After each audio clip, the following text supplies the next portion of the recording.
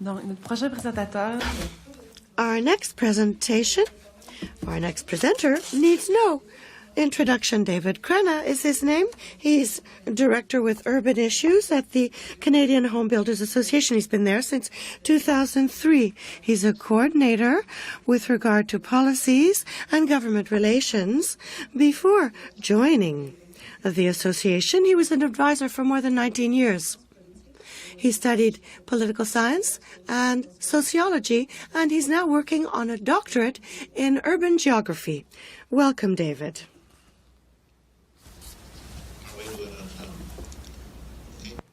Okay. Would it be green? Okay. So both of them, I wanted to congratulate, first of all, the two co-chairs on an excellent organization of the topic, because we started with a couple of case studies, in effect, of the issues that I was hoping to raise with you. I'm not going to talk about the issues in detail.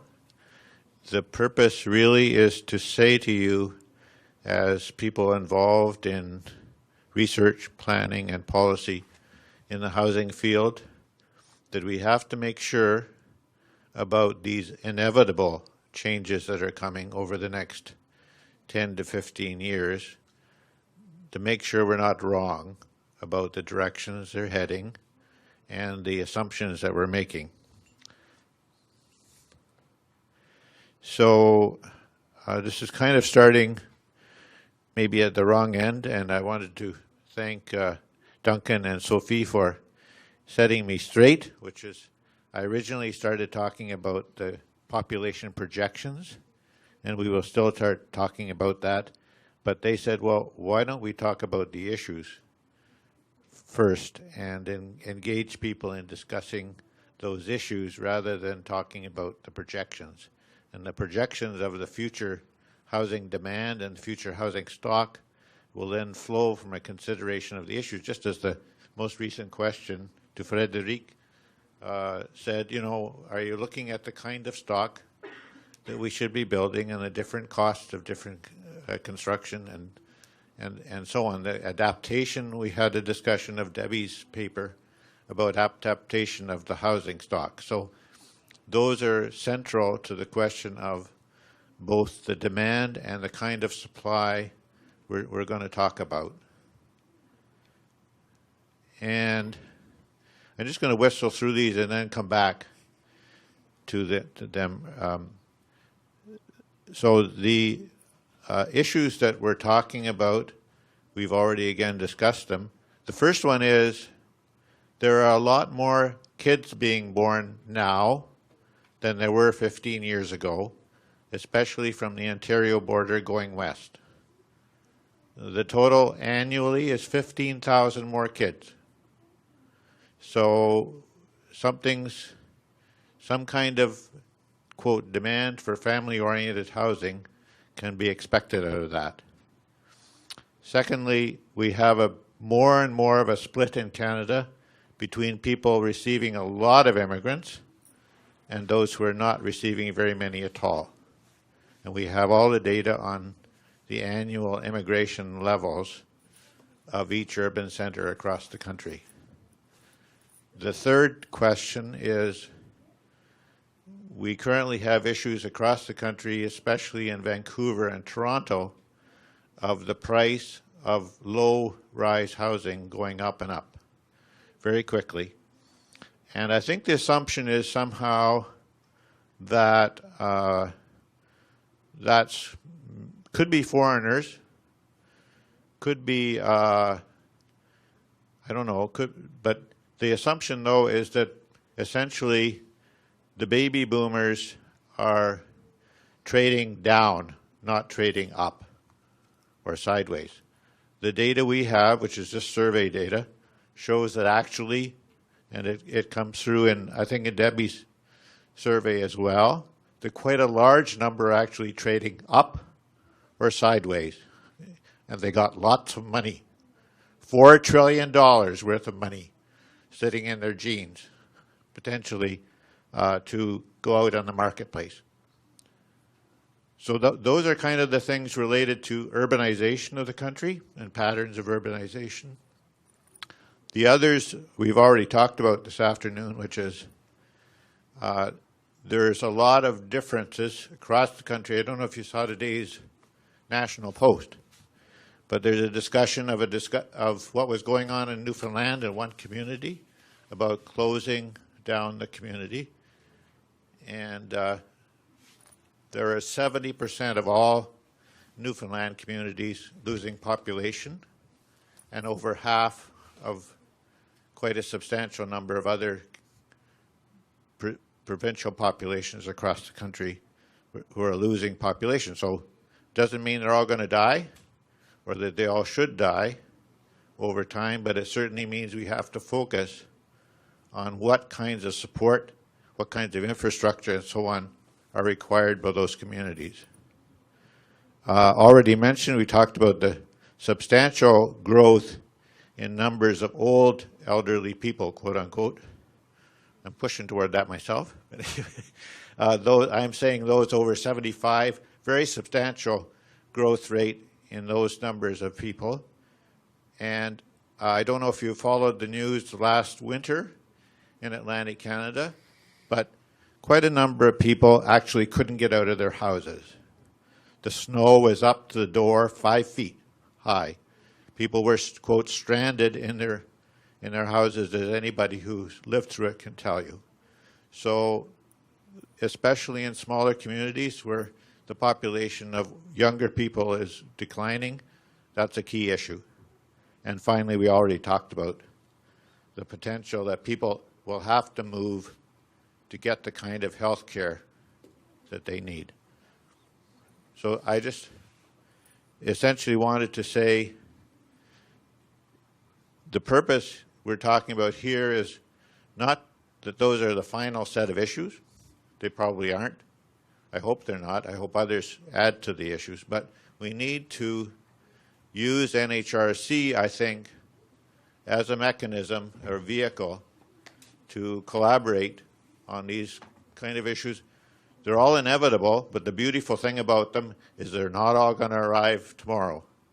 The biggest challenge actually is keeping them on the agenda, keeping the work like Frédéric's going in the housing field so that we can actually not be surprised by what happens and get the decision makers ready for some tough choices that are not actually going to be that easy to make. These are just some examples. So I mean, I have a complete presentation on this with more of the backup material. It's certainly still a work in progress, but we have indicators associated with each of these issues, and I'd be happy to answer any questions you have.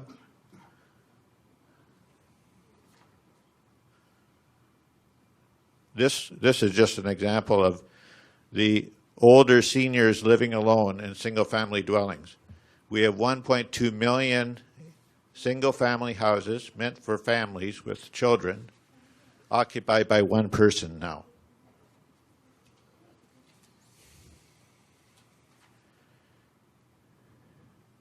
And so far, things are looking pretty good in terms of physician-supplied health care, but the actual healthcare facilities are tending to be concentrated more and more in urban centers, I think you found, Debbie. I mean, people are facing some choices there in terms of care. So having gone through all that, the proposal that we're putting on the table is that we have a working team within the Housing Working Data Group, or the Housing Data Working Group, to work together over the next year and ideally prepare a report for next year's meeting of the NHRC saying, well, we worked together on this topic and we actually have made some breakthroughs and done some in-depth work along the lines that both Debbie and Frédéric proposed, not just, of course, on seniors housing, but also on housing for younger people across the country. That's it. Thank you very much.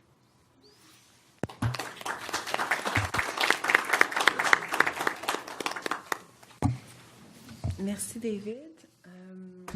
Thank you, David. I would now invite our participants, both in the room and on the web, to ask any questions they may have, preceded by your name and the organization you represent. Are there any questions?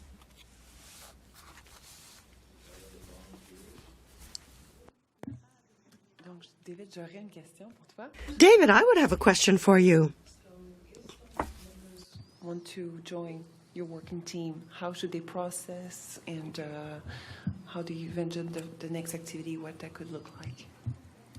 Well, I think probably the best way is to contact the co-chairs of the committee to say you're interested, and say more specifically what issues you're interested in and what you're already doing on a topic.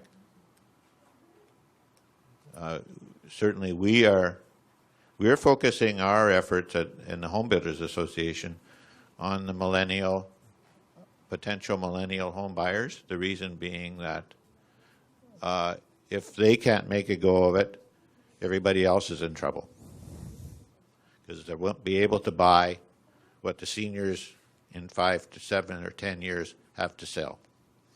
So the seniors will not be able to pay the higher amounts that Frederic is talking about because they wouldn't have sold their houses.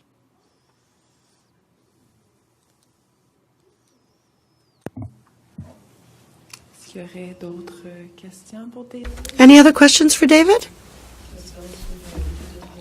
A question on the working group? Duncan? Thank you, David. I think what David's proposing to do in terms of making a sub-working group, I guess, out of this, from this data needs group, is a good one. I think if there's anything we could do at the NHRC level to facilitate that, we'll have to see how we can make that work between the meeting in order to coordinate activity. But I do think it's going to be up to the people who volunteer to decide to the extent that they can contribute, given that they've all got day jobs.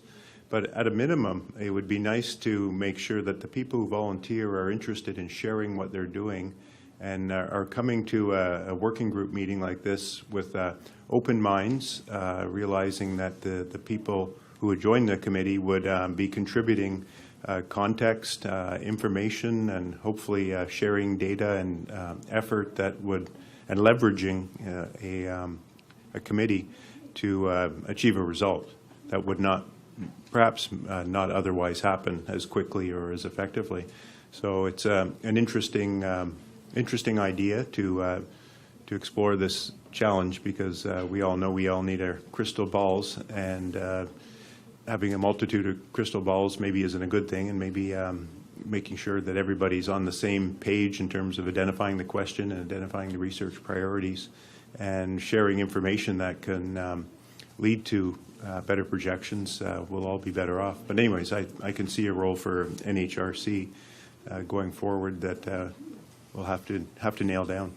So hopefully within this committee, or we'll get some interested bodies. I do know that in the call before this meeting, we did have a conference call of this, I guess a pre-conference call or pre-meeting call, and we did get a good turnout. So hopefully that was indicative of interest of people, to willingness to put their heads together in the coming year to work on David's proposal.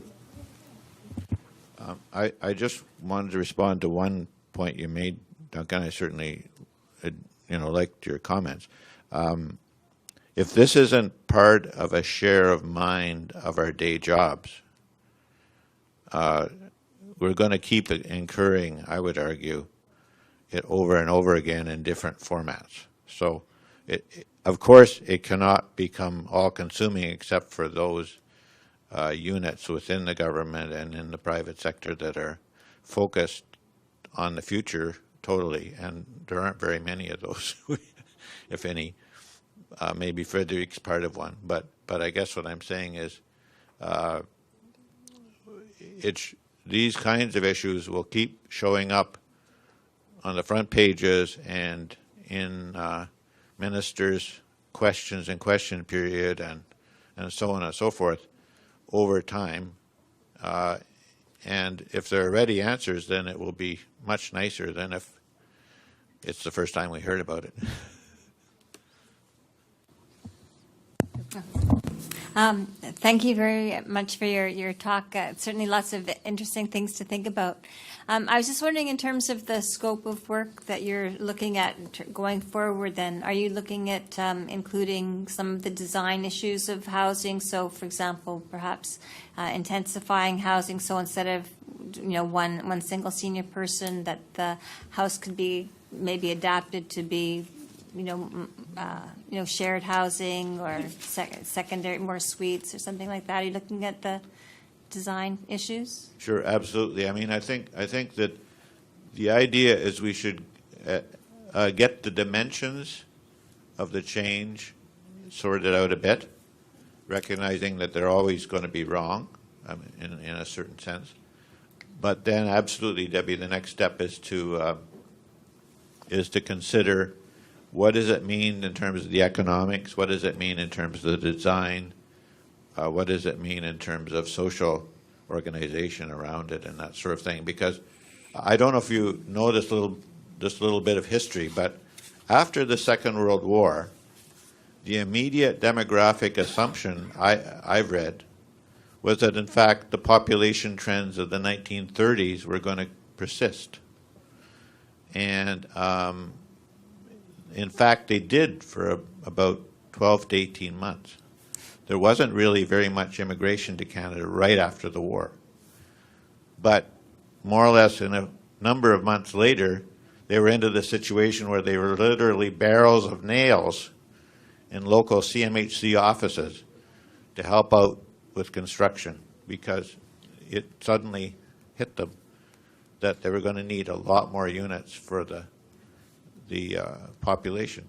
So, so part of it is getting the numbers, a kind of consensus on the numbers, or at least on a range of them. And then the second thing is indeed to do what you're talking about, which is to work through the implications for all of the sectors involved around the table. Thank you. I mean, for our guys, of course, we're trying to say, well, gee, if you're into this kind of unit right now, you may want to think about, do a rethink on that before too long, because maybe there won't be a demand for it.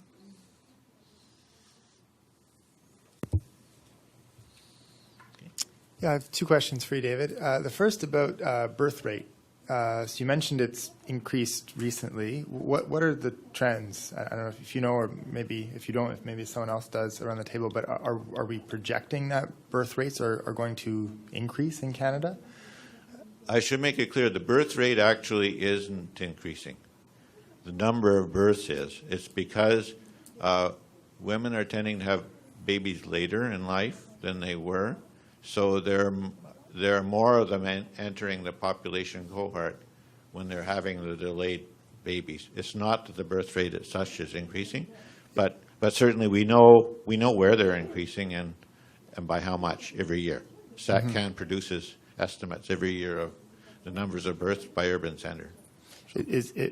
How is the birth rate projected then? Is it flat? Is it declining? Probably, yeah. I mean, I'm not sure. Somebody probably knows what the birth rate is, but this is not going to last forever. It's probably the numbers of births according to the population projections, again using the median projections, basically is going until something like 2025, I think, in terms of increasing numbers every year of births, and then it kind of levels off. Right, but you're talking about population growth. You're not necessarily saying household size is increasing. No, I mean the question is really what kind of household sizes form out of that, and that's a dynamic process between the cost, the prices of housing, and the choices people make. So we've actually calculated how much for each age group that it changes the likelihood of forming a new household. So we have, I mean, right now we've had all of the situation of kids living with their parents, living in the basement and so on, and there was a substantial increase in the proportion of people aged 18 to 25 living at home, right? So. Second question then is a bit unfair because I realize it's this question you want to answer with this research you're hoping to do and to collaborate on. But right now, home builders, how are you projecting demand for single-family homes? Is it strong? Is it increasing? And then not just demand in terms of intention, but ability to purchase. Are you seeing a shift towards multifamily because of high single-family home prices in certain markets? Yeah, no, absolutely. I guess the question is, when you look at the population, the population in Toronto, Vancouver, and Montreal are all losing population according to internal migration. Okay, so if you strip out the numbers of international immigrants and natural increase, you basically end up with all of them losing population. Substantial numbers of people are moving out beyond the borders of those urban regions. So some of them are moving to other urban centers within the province. I mean, I have a table. Again, it's StatCan data, but we've done a table showing exactly how many are moving out each year from urban centers broader. So if you have an intensification agenda, you have to think about that because you have to relate it also to the investment in transit and that sort of thing in terms of making region-wide mobility possible. So, I mean, certainly FCM is our number one hope in terms of collaboration on this stuff because jointly we both face this challenge.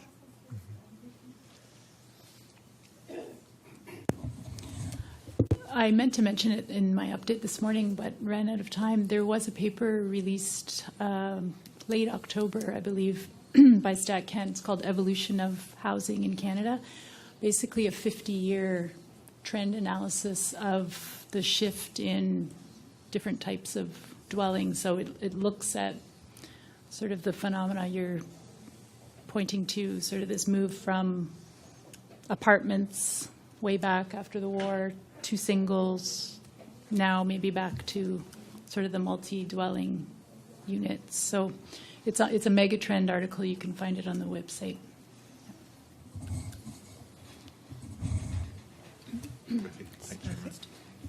Merci, David. Thank you, David.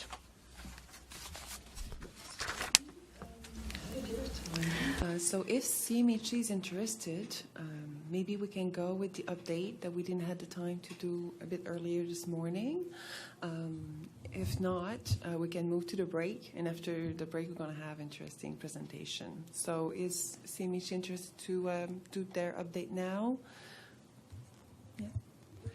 So we'll invite Ian to provide the CMHC update in terms of our research plan.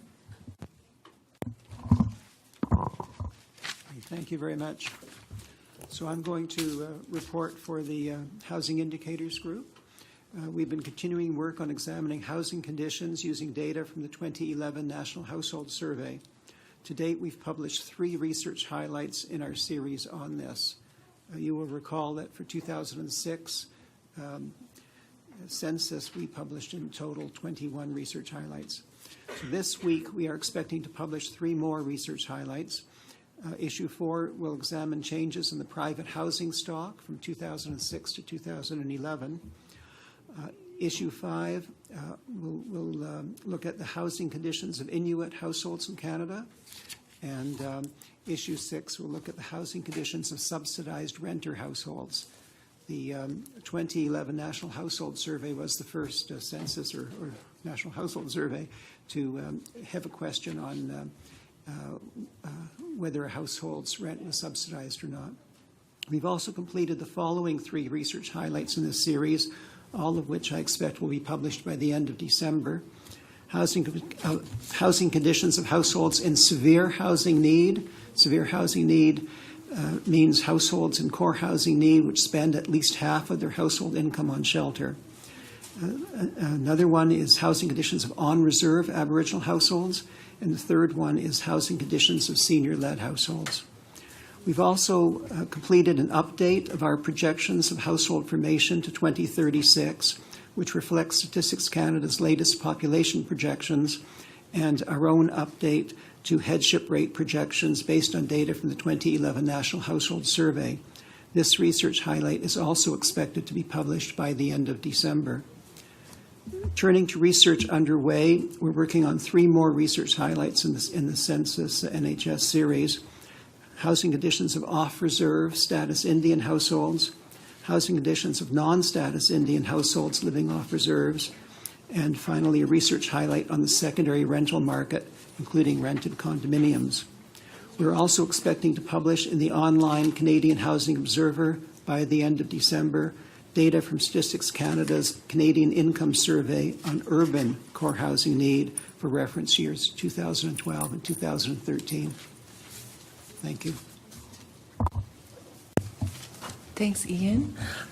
So we're going to go for the break, and we have a bit more time, so we can go for a 20 minutes break. And after the break, we're going to have 2 good presentations on topics we have discussed a bit earlier this afternoon on wealth and data gaps. Thank you.